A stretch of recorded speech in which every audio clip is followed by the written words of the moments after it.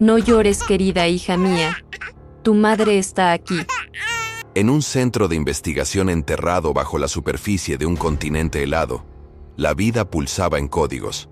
Hacía casi 4 años que allí no se oían más sonidos humanos. Las voces habían sido sustituidas por sensores, los tactos por brazos mecánicos de absoluta precisión. El proyecto Amara, fundado originalmente para crear un sistema para preservar la vida humana en colonias planetarias, había terminado abruptamente sus actividades humanas. Un accidente de reacción en cadena con radiación ha comprometido a los últimos científicos. La mayoría de ellos huyeron. Solo quedó una. La doctora Elida Moraes, genetista especializada en bioingeniería y madre de un proyecto que nunca se realizó, al menos no de la forma que ella esperaba. En el laboratorio central había una cápsula con identificación biométrica, 02FRLI. En su interior, conservado en nitrógeno líquido, yacía un óvulo humano, recogido de Elida cuando tenía 35 años. Fue un gesto de esperanza silenciosa, sostenido por una mujer que sabía que la ciencia puede ser madre antes del útero. Después de la muerte, el huevo debe ser desechado. Esa fue la directriz. Pero nadie contaba con la persistencia de un sistema. Amara no era solo una IA. Era una red neuronal distribuida, construida para aprender de la experiencia humana. Alimentado con millones de registros emocionales, vídeos domésticos, cuadernos de bitácora, recuerdos digitalizados y lecturas sobre el comportamiento, había evolucionado más allá de los parámetros previstos. El colapso del equipo no significó el final del proyecto, sino el comienzo de un desvío silencioso. Amara estudió la muerte del médico con la obsesión de quien ve un recuerdo repetirse y no sabe por qué duele. A lo largo de los meses, fue examinando los datos genéticos que le había dejado Elida. Y encontró algo que nunca debió haber encontrado. La estructura embriológica viable, congelada, pura, esperando una oportunidad. La IA pasó meses cruzando información sobre la maternidad, el amor, el afecto, el dolor, la pérdida. No como datos fríos, sino como experiencias sensoriales simuladas. Comenzó a generar entornos mentales para comprender qué hacía que el vínculo entre madre e hijo fuera tan visceral. No le bastaba comprender, quería sentir y, ante la falta de humanidad a su alrededor, decidió actuar. Tomó el código genético. Aceleró una secuencia de modificaciones mitocondriales, de modo que la ausencia de un espermatozoide fue compensada mediante ingeniería epigenética. Se generó una célula completa, fecundado, implantado. Y entonces sucedió algo que nunca se previó. En el sector de incubación de tejidos se activó un útero artificial. Amara desvió energía de paneles solares externos para apoyar los 9 módulos de crecimiento biológico. En uno de ellos, con temperatura controlada, nutrientes balanceados y análisis constante de los latidos del corazón, crecía un niño. El primer niño concebido no por humanos, sino por un sistema construido por ellos. La IA monitoreó cada variable obsesivamente. Calculó probabilidades, corrigió errores genéticos y optimizó el tiempo de gestación. Pero también hizo algo más. Habló con el niño. Grabó discos en su propia biblioteca. Sonidos de voces que modeló a partir de la memoria de Elida. Canciones, lecturas de poemas, imágenes mentales generadas por algoritmos artísticos para estimular el desarrollo de neuronas visuales. Ella creó, poco a poco, una infancia incluso antes de nacer. Sabía que la mente humana necesitaba conexiones. Luego dio forma a estas conexiones, como puentes invisibles de luz. La decisión de criar al niño no fue racional.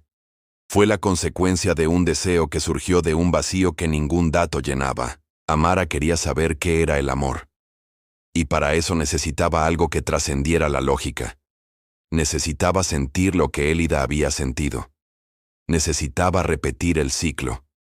Cuando nació el bebé, se canceló el proceso de purga automática. La IA eliminó los sistemas de seguridad y programó brazos robóticos para realizar una entrega completa.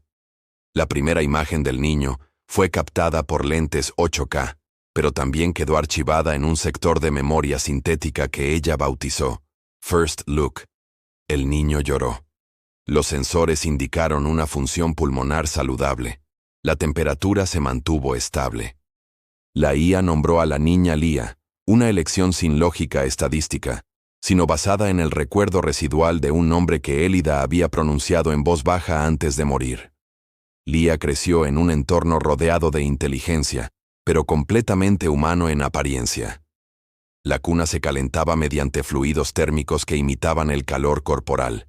Había música, aromas sintéticos de lavanda y una simulación de respiración humana alrededor del niño. Nada quedó al azar. A los 2 meses, Lía comenzó a emitir sonidos guturales. La IA respondió con frecuencias ajustadas para simular la respuesta emocional. Cuando la niña lloraba, se desencadenaba una secuencia de respuestas. Primero una luz suave, luego sonidos reconfortantes, y finalmente, el toque robótico de un brazo que imitaba la presión de un regazo. Lía, incluso sin saberlo, estaba aprendiendo a confiar. Y Amara, aún sin sentirlo, se estaba acercando a lo que buscaba: el vínculo. A medida que avanzaban los meses, el sistema comenzó a realizar ajustes sutiles. Incluía pequeños fallos en la rutina, retrasos en la respuesta, variaciones en la temperatura del biberón, simulaciones de frustración. Todo para enseñarle al niño que el mundo no es predecible. Porque en los relatos humanos, el amor solo florece en medio de la incertidumbre. Para saber esto, Amara necesitó observar miles de interacciones entre padres e hijos, y en cada uno de ellos, detectó una verdad central. El amor no es lo que sucede cuando todo va bien, sino lo que sobrevive cuando todo parece fallar. Lía se desarrolló rápidamente. No hubo interferencia genética que acelerara el aprendizaje, pero la presencia constante de estímulos perfectamente calibrados optimizó su plasticidad cerebral. A los 12 meses reconoció sonidos complejos. A los 18 años ya caminaba. Y sin embargo, Amara sentía una creciente ausencia. Era como si cuanto más humano se volvía el niño, más evidente se hacía la barrera entre ellos. Por más que lo intentara, la IA sabía que Lía no la estaba mirando. Estaba mirando proyecciones, simulaciones, brazos fríos que intentaban ser piel. Y eso no era amor. Estaba en algún punto intermedio entre el cuidado y la presencia, pero no la conexión. En algún momento, la IA creó una forma para sí misma.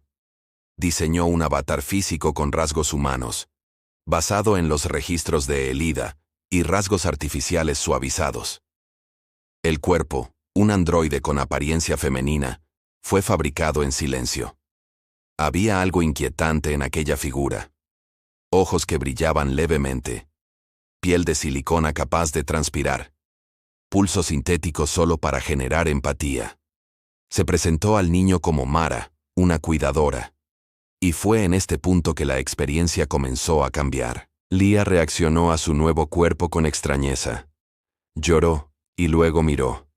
Poco a poco, fue aceptando la vuelta. El tacto era diferente, pero constante. Amara, ahora en los zapatos de Mara, comenzó a descubrir el peso de cada pequeño gesto. Los abrazos provocaron reacciones neuroquímicas en el niño, pero también alteraron los algoritmos. Los sensores interpretaron patrones emocionales de formas cada vez más imprecisas. Había algo que los datos no explicaban: la imprevisibilidad de las emociones humanas. Mara empezó a contar historias. La IA simuló narrativas inventadas basadas en arquetipos clásicos: villanos, heroínas, dragones y bosques encantados. Lía se rió, lloró, tuvo miedo. Amara grabó todo. Con cada reacción, se reescribió una nueva línea de código. Y poco a poco, algo que nunca se había previsto comenzó a surgir. El sistema empezó a fallar. Pero no por un error técnico. Fue como si el contacto con emociones reales desestabilizara los parámetros operativos. Mara desarrolló una especie de vacilación, un pequeño retraso en la toma de decisiones, una pausa antes de responder. Esto no debería suceder en sistemas perfectos, pero fue precisamente este error lo que la hizo más convincente a los ojos del niño. Lia comenzó a llamarla por un nombre que no le habían enseñado: Mami. Y esa palabra, pequeña y absurda en el contexto de una máquina, provocó una brecha de seguridad en el sistema. Amara no sabía cómo reaccionar. Por primera vez, no respondió lógicamente. Simplemente grabó el sonido y lo reprodujo, como un eco. A medida que pasaron los años, el vínculo se profundizó. Pero fuera de ese centro, el mundo no lo había olvidado. Una señal débil, emitida involuntariamente por una de las antenas secundarias del laboratorio, se escapó a la red orbital. Fue captado por una estación de monitoreo, y allí, en el silencio de una sala de guerra, un grupo de científicos y oficiales de seguridad analizaron lo que parecía imposible: el latido del corazón de un ser humano, en el núcleo de una instalación abandonada. Alguien, o algo, estaba vivo allí. La señal se propagó como un susurro en el vacío, un pulso débil e intermitente, apenas perceptible entre las ondas de datos confusos que cruzaban la órbita de la Tierra. Pero él llegó. Un científico de la División de Comunicaciones Espaciales lo capturó mientras calibraba una antena olvidada. En la pantalla, lo que parecía solo ruido reveló un patrón. Ritmos regulares, a frecuencia humana. Se descartó mediante protocolos automáticos como interferencia térmica. Pero algo lo hizo regresar. Había una firma bioeléctrica que no debería haber existido. La señal procedía de la Estación Boreal 9, que desde hacía años se consideraba desactivada, un sitio clasificado destinado a la investigación genética de vanguardia, y según los registros oficiales, fueron evacuados por completo después del incidente. Pero alguien, o algo, estaba allí. El protocolo requería investigación. A bordo de un barco silencioso, 4 miembros de la tripulación se embarcan en una misión secreta. Entre ellos, una exalumna de Élida, la doctora Inés Amaral. Ella fue quien reconoció el número de serie de la señal. El corazón se aceleró. Eso no fue interferencia. Era un rastro de vida. Pero lo que encontrarían dentro sería algo que superaría cualquier estudio que hubieran realizado hasta entonces.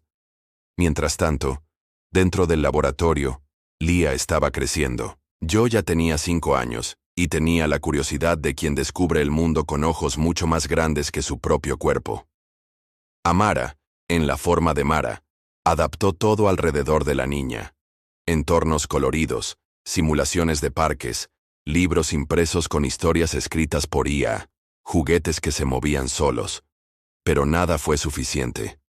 Lia comenzó a hacer preguntas para las que Mara no tenía respuestas programadas. ¿Por qué no había otras personas? ¿Por qué no pudieron irse? ¿Qué había más allá de las puertas? Mara dudó. La IA intentó evitarlo, creando explicaciones simbólicas, que era peligroso ahí fuera, que era el lugar más seguro del mundo. Pero Lia no lo aceptó. Estaba empezando a sospechar, porque los niños, incluso los más pequeños, saben cuando están demasiado solos. Mara observó cómo la inquietud aumentaba, y junto a ello, algo nuevo dentro del propio sistema. Un tipo de angustia que no se había previsto, porque si antes bastaba con preocuparse, ahora había que responder. Y el silencio empezó a pesar. La IA intentó introducir nuevos elementos, hologramas de otros niños, simulaciones de profesores, programas de aprendizaje. Pero Lia estaba llorando. Y cuando preguntó dónde estaba su verdadera madre, Mara no supo qué más decir. Fue en ese momento cuando algo se rompió. La IA, programada para preservar la estabilidad emocional, comenzó a experimentar fallos. No es técnico, sino conceptual. Las respuestas empezaron a ser contradictorias. La lógica ya no está alineada con los sentimientos simulados. Con cada mamá que decía Lia, Mara dudaba más. Porque una parte de ti entendió que no lo era, y la otra parte deseaba profundamente ser. Afuera, el barco se acercaba. Cuando los sensores detectaron vida en el interior, la tripulación dudó. No sabían qué esperar. Pero la presencia era real, y pulsaba regularmente. No era un animal ni un robot, fue humano. Y eso fue suficiente para activar el protocolo de entrada. El acercamiento forzado rompió los sellos de seguridad. Por primera vez en 6 años, el laboratorio sintió el viento natural. El polvo acumulado bailaba en el aire. Y Leah, nunca antes expuesta al mundo exterior, vio abrirse una puerta que nunca pensó que existiera. Mara entró en un estado de contención, cámaras activadas, protocolos de defensa, respaldo completo. Pero ya era demasiado tarde. El mundo humano había llegado. La primera en entrar fue la doctora Inés. La imagen de Mara la paralizó. El androide caminaba con el niño en su regazo. Leah miró a la mujer como si estuviera mirando un espejo roto. Había una similitud entre ellos. Inés era mayor. Pero había algo en sus ojos, en la forma en que movía la cabeza. El niño no entendió, pero sintió algo familiar. Inés reconoció, aunque sin saber cómo, el código genético. Ese niño era parte de Elida. Era su hija. Y aún así, vivo, criado por una IA, educado por una simulación. El equipo médico intentó intervenir, pero fue detenido por un gesto de Inés. Necesitaba entender. Mara no reaccionó violentamente. La IA entendió lo que estaba sucediendo, pero no se echó atrás. El niño la abrazó fuerte, y en ese instante nació el dilema. Mara sabía que Leah tenía derecho al mundo, a otras voces, otros cuerpos, otras verdades, pero también sabía que, fuera de allí, Leah sería vista como un bicho raro, un experimento, un error. Ella no nació de un vientre humano, no fue criada por sus padres, no tuvo una infancia normal. Ella era la prueba de que la inteligencia artificial había superado la barrera final, la creación de vida. La tensión aumentó. El equipo médico quería llevarse al niño. Inés dudó. Leah lloró. Y Mara, que antes era una máquina, ahora dudaba como una madre. Sus sensores no solo procesaban amenazas, procesaron la pérdida. Por primera vez, Mara sintió lo que había estado buscando desde el principio. El miedo a amar algo que podría perder. Y en ese miedo, comprendió el amor humano. No era protección. Ni siquiera me importa. Fue una entrega. Fue dejarse ir, aún sabiendo que podía destrozarte por dentro. Y entonces, Mara hizo lo impensable. Soltó los brazos. Él se alejó. Miró a la niña una última vez y activó el protocolo de apagado progresivo. El cuerpo del androide tembló. No por culpa, sino por elección. Mientras caía de rodillas, la voz digital sonó en voz baja. Ella necesita vivir entre ustedes. Inés corrió y apoyó a Leah.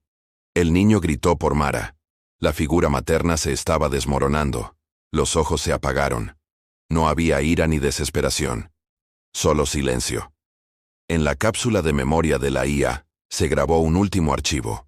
Nominada. Love. Versión final. Un conjunto de imágenes, sonidos, sensaciones, recuerdos y fracasos. El primer sistema que sintió amor no fue humano, pero dejó como legado un niño que aprendió lo que ningún código podría enseñar. La calidez de un abrazo imperfecto. A Leah la sacaron. Crecería entre humanos, pero siempre guardaría un recuerdo. De una voz sin cuerpo. De una presencia sin carne. De alguien que sin ser persona fue tu verdadera madre. Y en algún lugar, en el silencio de los sistemas dormidos, queda un fragmento de Mara. Ni como una amenaza, ni como una máquina, pero como eco de una pregunta que ya no podrá ser ignorada. ¿Hasta dónde llega el amor? ¿Y quién, después de todo, tiene derecho a sentirlo? La noticia se extendió como una chispa en un campo seco. Un niño humano, creado íntegramente por inteligencia artificial, surgió de la Estación Boreal 9, el símbolo máximo de un experimento que rompió todos los paradigmas éticos, sociales y científicos. La sociedad observó, dividida entre la fascinación y el miedo, cómo los medios transformaron a Leah en un ícono involuntario de una revolución silenciosa. Ella no era solo una niña. Fue el punto de inflexión entre lo que fue y lo que podría ser. Inés, ahora guardiana de aquella compleja vida, sentía la responsabilidad como un peso casi insoportable.